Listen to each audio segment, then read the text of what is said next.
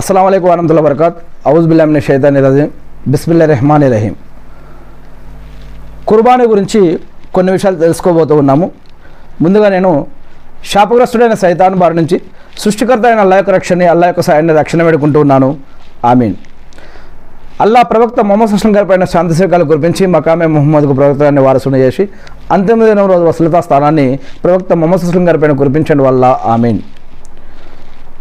కుర్బానీ అంటే ఏమిటి, కుర్బానీ ఏ నెలలో వస్తుంది, ఇలాంటి అనేక విషయాలు మనం ఇంతకుముందు చెప్పుకోవడం జరిగింది. కుర్బానీ ఆదేశాలు ఏమిటి, ఈరోజు మనం కొన్ని విషయాలు తెలుసుకోవడానికి ప్రయత్నిద్దాం. ముందుగా ఈ యొక్క కుర్బానీ అనేది జిల్హిజ్జా నెలలో వస్తుంది.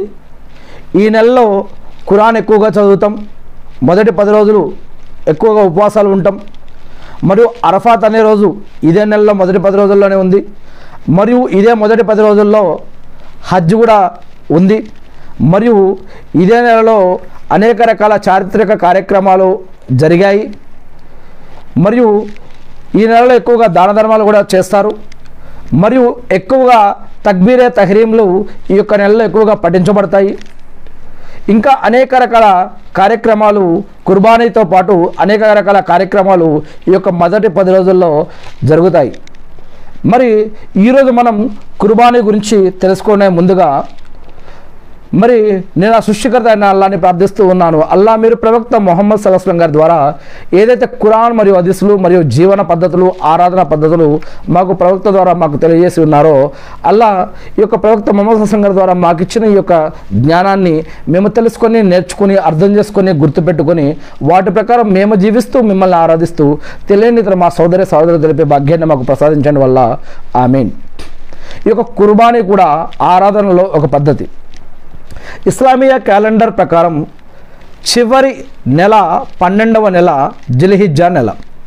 ఈ నెలలో అల్లాహ్ యొక్క ప్రసన్నత కోసం ఒక నిర్ణీత వయస్సు గల ఒక ప్రత్యేక జంతువును జబా చేయడాన్ని ఉర్దూలో కుర్బానీ అని అంటారు, ఉర్దూలో, తెలుగులో బలిదానం అని అంటారు. అయితే ఇప్పుడు నేను కొన్ని హదీసులు ఉన్నట్లుగా చదివి వినిపించడం కోసం నేను ప్రయత్నిస్తాను. హజ్జే కిరాన్ మరియు హజ్జే తమత్తు చేసేవారు ఇచ్చే బలిదానాన్ని అరబీలో హజ్ అని, హజ్ చేయని వారు తమ ఇండ్లల్లో 10వ జిల్హిజ్జా నుండి 13 వరకు 10, 11, 12, 13 వరకు ఇచ్చే బలిదానాన్ని ఉజ్దుహియా అని అంటారు. కుర్బానీ హజరత్ ఇబ్రాహీం అలైహిస్సలాం గారు, అబ్రహాం అనబడే ఇబ్రాహీం అలైహిస్సలాం వారి యొక్క